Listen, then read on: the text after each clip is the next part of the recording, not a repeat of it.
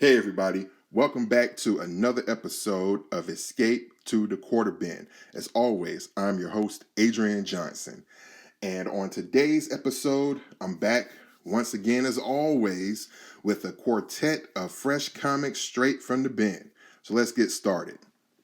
First, we have Glory, #1, from Image Comics, from Rob Liefeld's Extreme Studios. And I believe it is cover dated, March of 1995. Drawn by Mike Deodato Jr. and written by Joe Duffy. Now, what I remember from this period here is that Glory is obviously a Wonder Woman analog by Rob Liefeld. Beyond that, this is like her first title, her first solo title. She made appearances in other books from Extreme Studios. I believe she was in a team that was kind of like Liefeld's version of the Invaders, and it was called the Allies. So it had Glory, had Supreme, and I believe Die Hard, and a couple other heroes as well. Like I think there was one patriotic hero also, and I believe they're mentioned in here. But what I also remember about this time is that Mike Deodato, about 94, 95, was hot, very hot. He was coming off of doing Wonder Woman over at DC.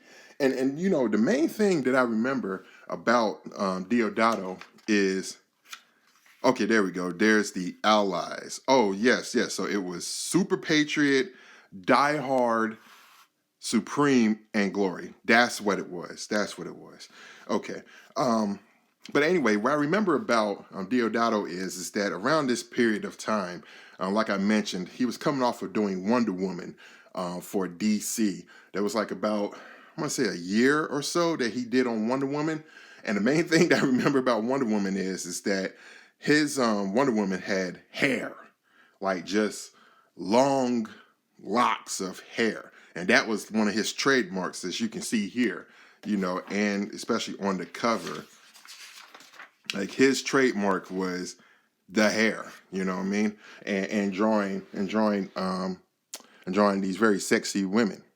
And I remember he was coming off of Wonder Woman, like I keep intimating, and he had gone on to, I think, Thor around this time, if I'm not mistaken. Warren Ellis had come on, like right before, it was right before issue 500. Like it was a grip of issues around then. And I want to say that Thor was getting canceled, and it was, by the time it got to 500, it was going to be rebooted into Journey into Mystery, which was a previous Marvel title from like the 60s.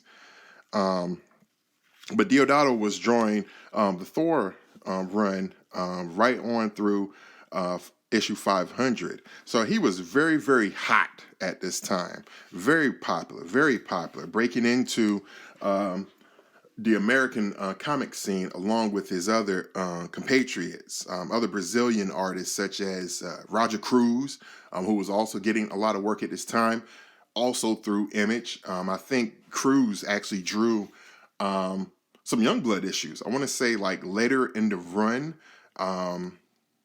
when it was restarted as a regular series. I think he drew like the later issues, like I want to say maybe 7, 8, or 9 and 10, somewhere in there. But that's interesting. I just noticed this. The facial structure of some of the men here, they're very similar to Aaron Wiesenfeld, who I've covered before in another series here on the channel. But some of his facial structures here, you know, are very reminiscent of Aaron Wiesenfeld. All right, but as I mentioned, Roger Cruz was another Brazilian compatriot who was drawn around this time, and so they were making their foothold, you know, really into the industry.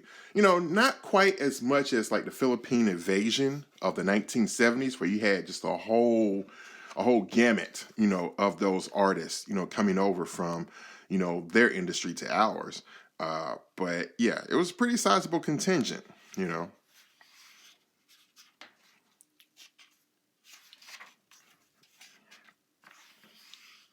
Oh, that's a great shot right there. Yeah, Diodato was definitely renowned for drawing the ladies, around this time. And again, the hair. Those are the main things that I remember, about Diodato. Now his style has changed definitely to this day. Is definitely more moody and more shadow driven, but still has the same sharp features, just in terms of the anatomy and the musculature, of the characters. Just very dynamic work, man. This character here, I believe this character is named Rumble, as you can see by the word balloon here. And it kind of puts me in the mind of, like, there was another character that had a big B on their chest, and I want to say it was a Liefeld character, like maybe Brahma or someone like that. Um, I think they showed up in like Brigade or one of those earlier extreme titles. It had like a big B on their chest, and it also puts you in the mind of like a Megalith from Continuity Comics. Also, both of them had big red letters on their chest.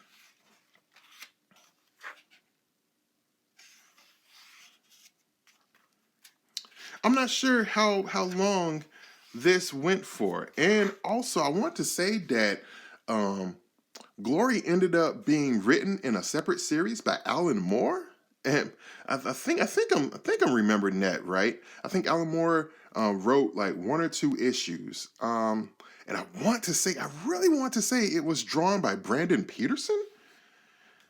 Hmm, I think it was drawn by Brandon Peterson, if I'm not mistaken. I have to check that out. But yeah, but as far as the book itself, I think it only went just a few issues. You know, um, check this out.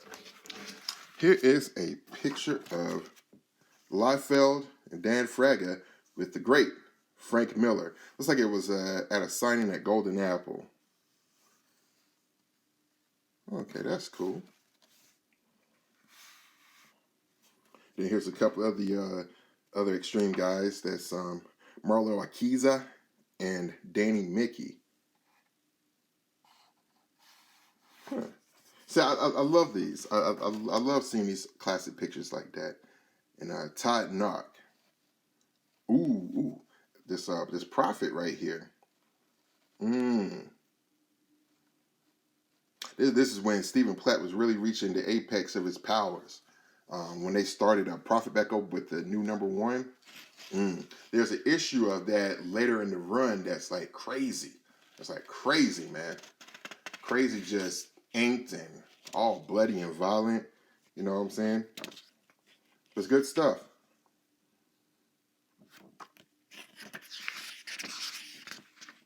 Evangeline.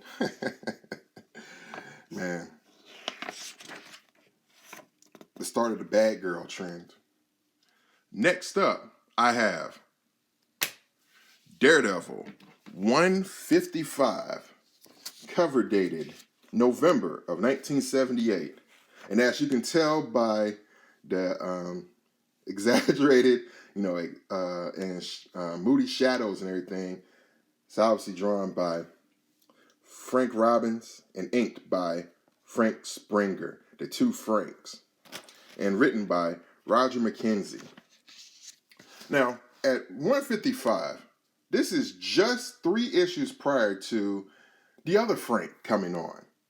Frank Miller, a young Frank Miller, will be taking over. He and Klaus Janson will be taking over the art duties with 158 of Daredevil. But for now, Daredevil went through a number of artists, including here on the cover. This is Gene Colan doing the cover duties here, a classic Daredevil artist. But yeah, Daredevil for a number of years just went through, just a rotating cast of artists, while McKenzie and I believe Danny O'Neill were writing the majority of the stories during those intervening years. So you had other artists like, Gil Kane, John Buscema, um, amongst others, coming in, doing, runs on Daredevil. But yeah, but I picked this one up because I'm a huge fan of Frank Robbins, of course, just due to their run on the Invaders, also for Marvel, because I'm also a big military head, especially for World War II. And yeah, but I can't get enough of Frank Robbins, man. When I was younger and I came across Robbins's stuff, I was just like, I'm not really feeling it. His anatomy seemed wonky. And that's compared to like some of the stuff I was seeing, in Image Comics that I loved, at the time. And I was just still like, man, his anatomy is wonky. I just don't get it. But since then, I've really grown to just dig his work mightily. And his anatomy is not as exaggerated as, you would think. And his staging is solid. You know what I mean? He's a good storyteller. He's a good story. He has a lot of movement, But I will say this, the telltale sign with Robbins is his legs are always very splayed. He for whatever reason, his legs are always, very wonky, Like I'm surprised he never did a run on Spider-Man. You would think that Robbins would have been perfect, for Spider-Man, just in the way that he, was drawing these very street level characters, like, obviously here with Daredevil, and he also did quite a few issues on Detective Comics during the early 70s, you know, um, with Batman, and he co-created Man Bat, if I'm not mistaken, or I think he may be the sole creator. But it's when he was writing, the title that he came up with Man Bat, and illustrated a couple stories featuring Man Bat soon thereafter.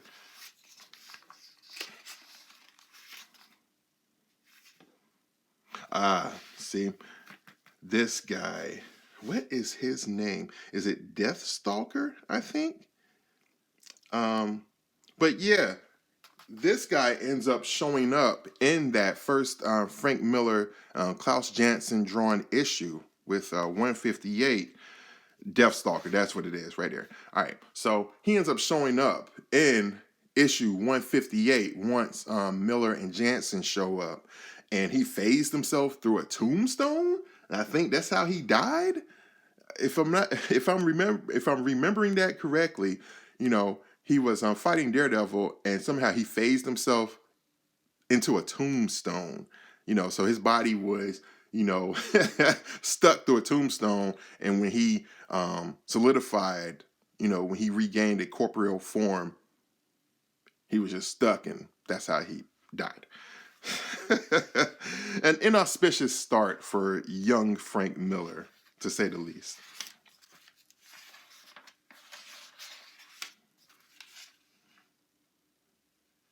But yeah, this stuff is just it's classic work, and it almost puts you in the mind of like a Milton Caniff, just with the shadows that you see here, very brush driven, you know. And I thought this worked magnificently on Robbins and Springer's run on Invaders, which is some of my all-time favorite comics. I love that stuff.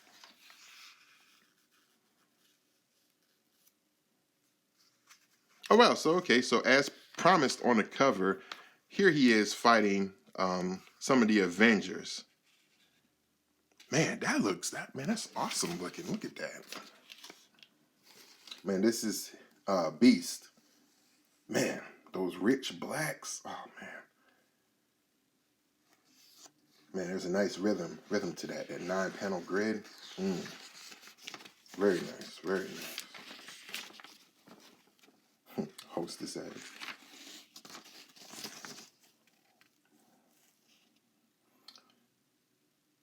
Okay, so Daredevil ends up taking on the Avengers. You got Cap, you got Hercules, He's taken out Beast apparently, and then the only one left is Black Widow. And ironically, Black Widow would end up playing a huge role in the upcoming Miller and Jansen run. Once Miller takes over the writing duties. So it's a great precursor to that there. Definitely a big fan of Frank Robbins and his work. And I also meant to mention, I've always wanted to read more of his Johnny Hazard. That's what he was renowned for in the national newspaper strips.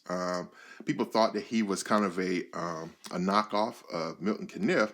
But yeah, that's Daredevil 155.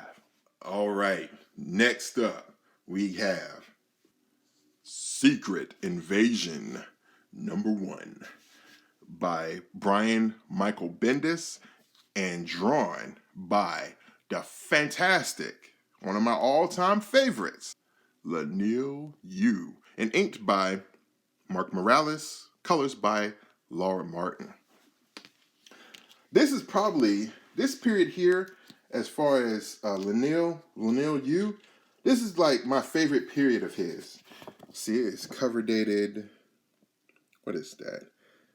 It's like June of 2008. This is my favorite period of Yu's work. He was on fire.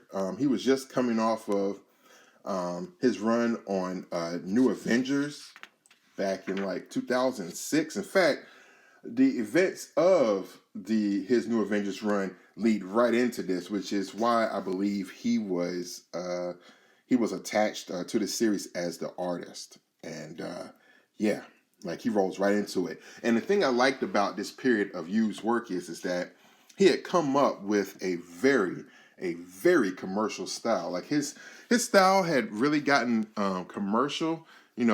I'd say after like 2002 or thereabouts. Like before that, he was good. But it seemed like once he took on that Travis Charest influence, and he was doing the series for Cliffhanger called High Roads, that's when it started, really coming together. And then, yeah, Batman Danger Girl, and then boom, it just seemed like he found it. And then an extended run also around that same time, doing a Wolverine. Can't forget that. And really, Wolverine is like his signature character to me.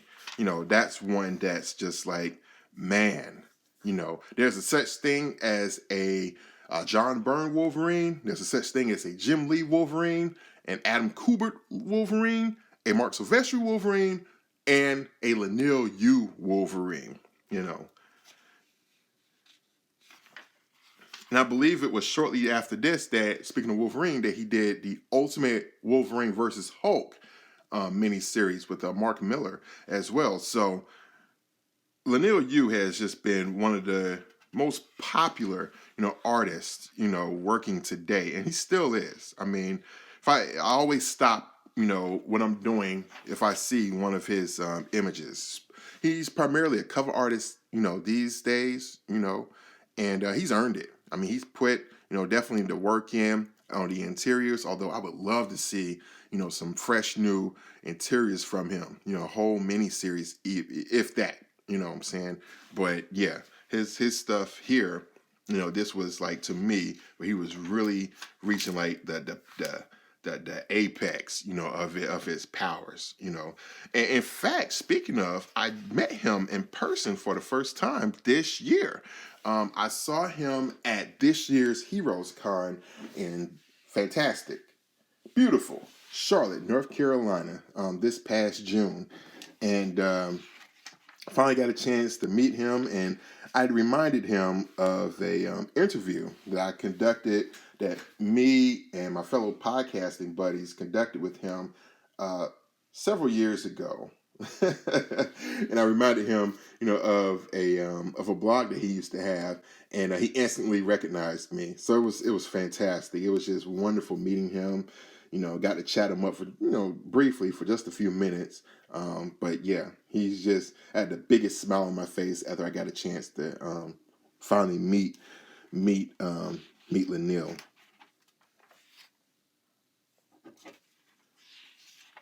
Oh man, God, this stuff.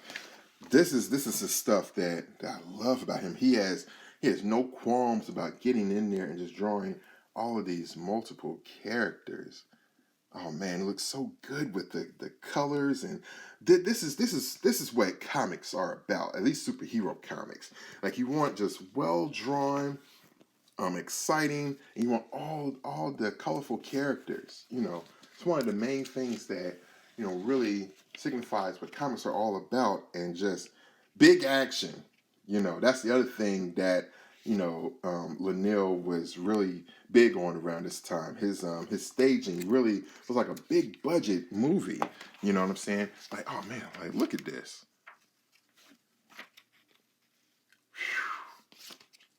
God, I have not seen, and and being honest, I don't think I will.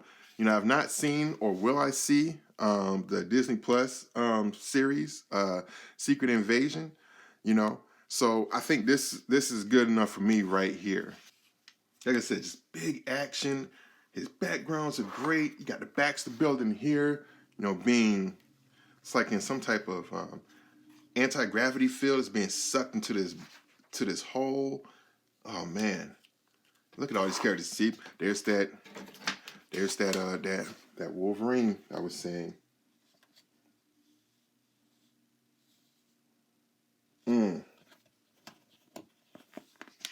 Again, that's what I'm talking about. Look at all these heroes. Look at all these characters. Man, it was beautiful stuff, man. And the other thing too about Yu is that he was very adroit at drawing, different vehicles and tech as well. Like his tech, really seemed to work. Like, just very tight, very tight. Definitely one of the superstars going on today, even still. And then here's they make note of Bendis and Leinil's story arc from the New Avengers that led into this. And if I'm not mistaken, I believe Leinil said, he didn't say, he actually showed it on his DeviantArt, that this is all painted. This, he actually drew and painted himself on board, if I'm not mistaken. And I've seen the original online. Man, beautiful stuff. He is a man of, quite more than a few, talents, illustration-wise. Secret Invasion #1, possibly from my favorite period of Leinil Yu. Check it out.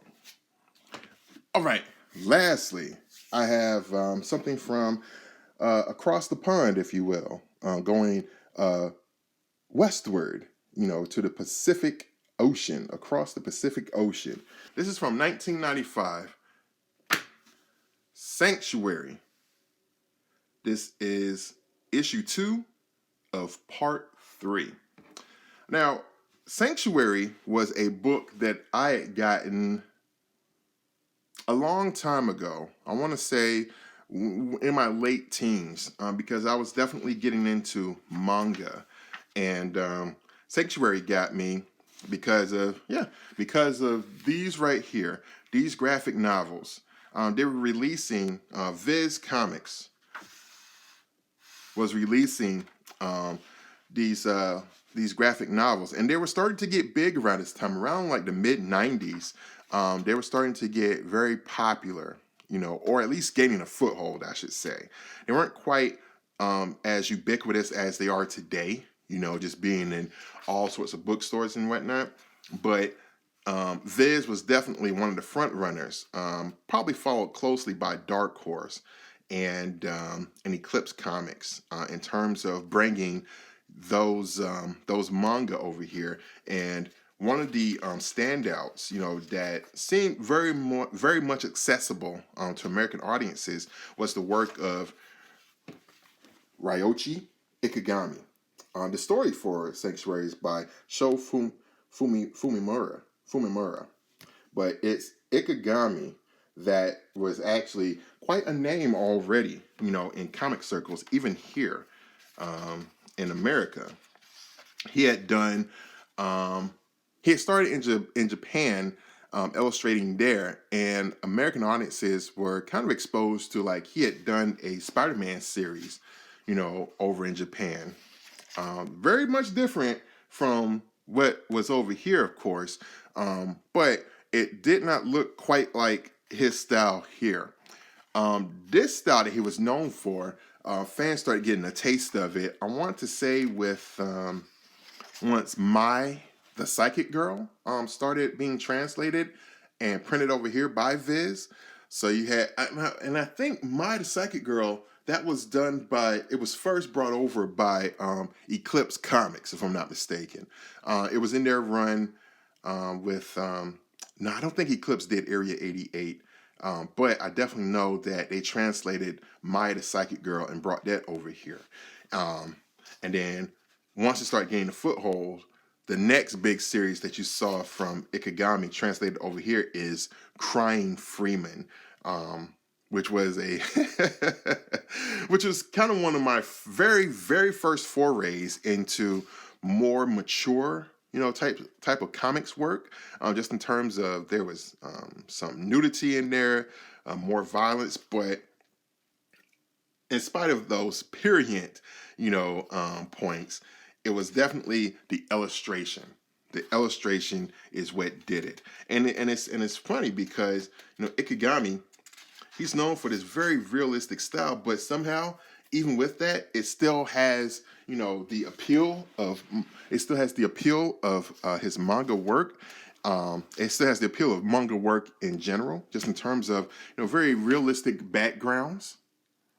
And the characters are very expressive, even though they're drawn in a very illustrative style.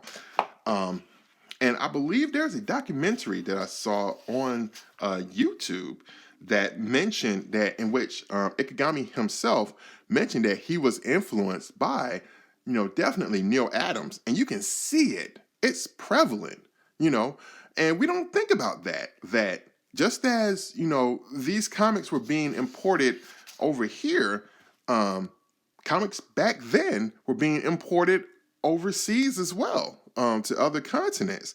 So there's some cross-pollination that, we take for granted now because, it's so easy now to just see everything. But back then, even through, I'd say even up through like the early to mid 90s, there was still, you really had to hunt for this stuff. But Ikegami was saying that he was really taken with the work of Neil Adams as he was getting it there. And in addition, he would take his own photo reference and, other things and bring this very much a crisp, realistic style to his drawings.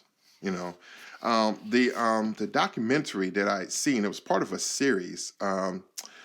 There was a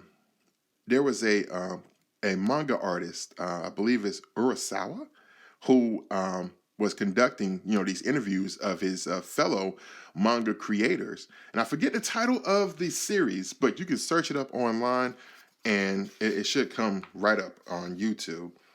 But man, yeah, getting back to, Ikegami, his work on Crying Freeman is what got me. I remember once I saw that, again, aside from like the prurient reasons, I was just really taken aback, with his stuff.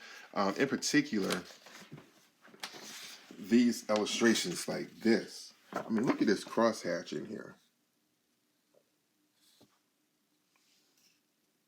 And the one thing I will say, about, Ikegami is that his characters do have some of the same facial structure, but you find that a lot, in a lot of, artists. They have a basic facial structure that they use to expound upon that, to,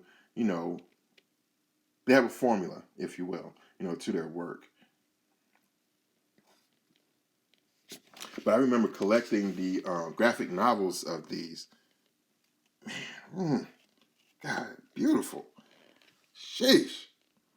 There's the Diet Building, the Japanese Diet Building, if I'm not mistaken. But yeah, I remember collecting, the graphic novels when I was younger, and I had all of them up through volume number 8 or 9. I think there's 9 total, and I just never got that last one, and I ended up selling the whole set on eBay, quite a few years ago, and I've been wanting to get them back. And when I picked this up out of the quarter bin, it reminded me, like, yeah, I definitely need to get back into this at some point and finish reading the whole series. But yeah, this is his work is fantastic. The last Ikegami stuff that I read was there were two books, and they were put out by, I want to say, a smaller company. The name escapes me now. It was a very, very small, limited printing of them. One of them was a series called Wounded Man that had come out, and the other one, I want to say it was called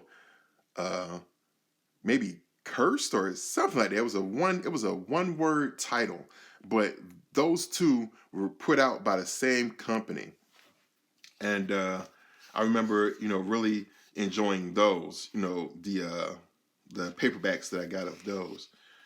But yeah, like Ikegami, I think, in fact, Ikegami won a industry Inkpot award at San Diego back in the late 90s or so, which is definitely well deserved, because his stuff is at this point is legendary.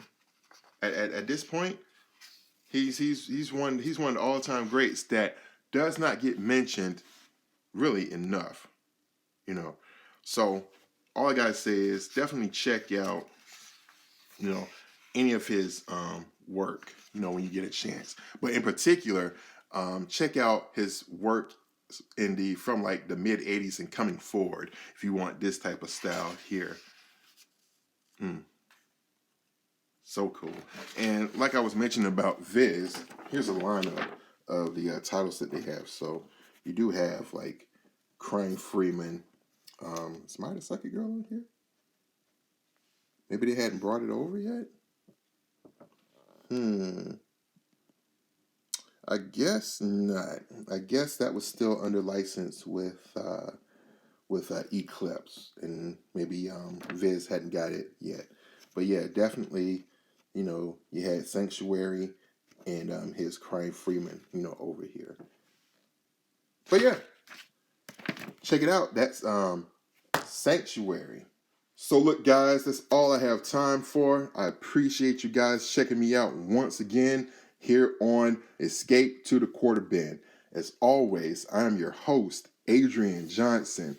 And if you want to check out more of my content, please check out my other series here on the Inazuma Studios channel here on YouTube. If you want to also support as well, you can check me out on patreon.com/Inazuma Studios. So I'm out of here. Peace.